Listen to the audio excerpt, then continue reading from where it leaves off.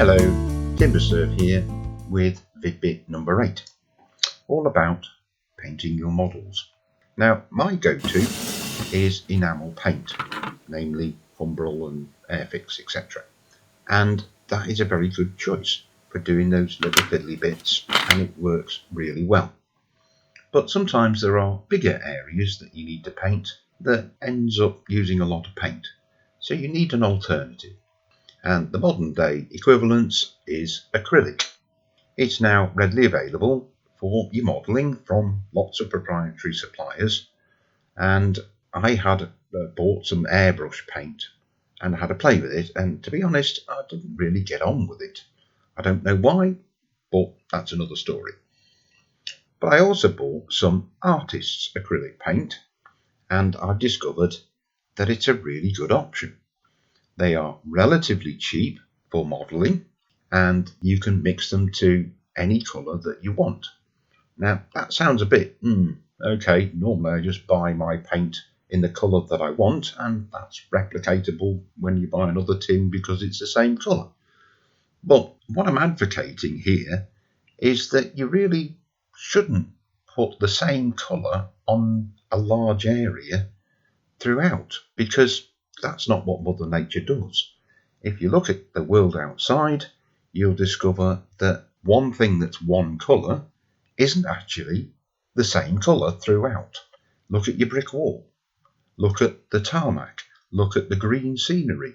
Look at your woods, etc. Mother Nature puts lots of variances in single colours.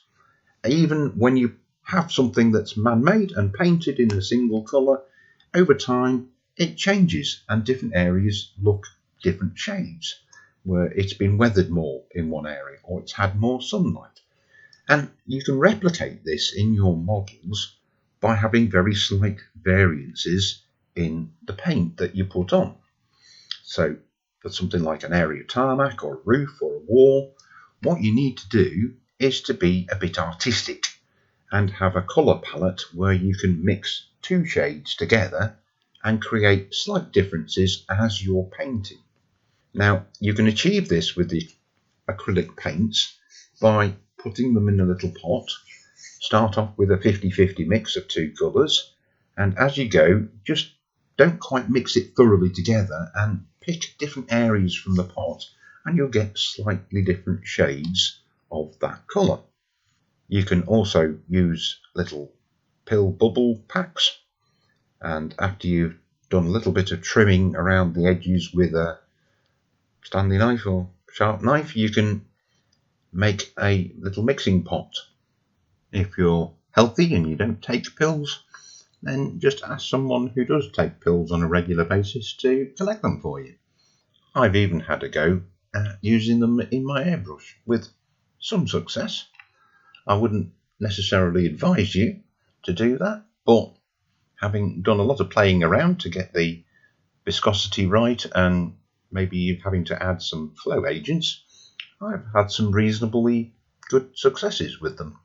These are a couple of my bridges that I had a go with the acrylic paints in my airbrush, and it worked reasonably well and saved me probably using several tins of Humbrol paint. So, if you don't already own some, I humbly suggest that you purchase a few of the colours and have a go at mixing them together and painting your models. See you in the next vidbit. Ciao for now.